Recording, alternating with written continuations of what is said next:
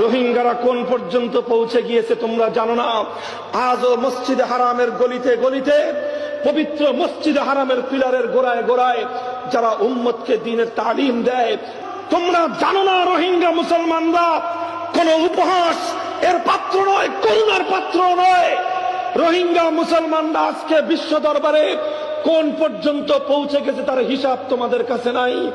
সারা পৃথিবীর মুসলমানদের কলিজার মধ্যে সবচেয়ে বড় সম্মানের আসন ইমামুল হারামাইনের আসন। পবিত্র মক্কা এবং মদিনার মসজিদের ইমামতি যারা করে, শেখ আইয়ুব যার সুললিত কণ্ঠের কোরআনের তেলাওয়াত দুনিয়ার পরে 200 কোটি মুসলমানদেরকে মাতোয়ারা করে দিয়েছিল।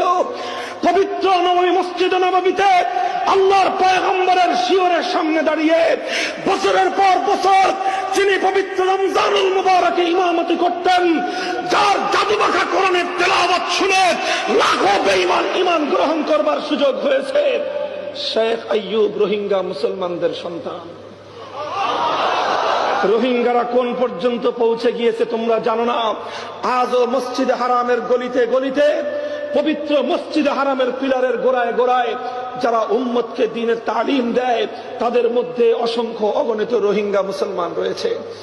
কাজেই কোন মুখে রোহিঙ্গাদেরকে নিয়ে উপহাস করো?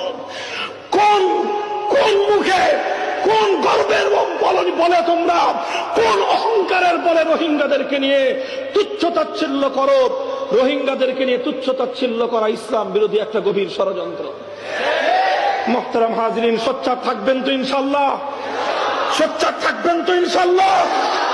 যারা রোহিঙ্গা বলে গালি দেয়, নিজের পায়ের পাম্পায়ের জুতা খুলে বাম হাত দিয়ে ওদের মুখের মধ্যে দুটো চড় মারবেন তো?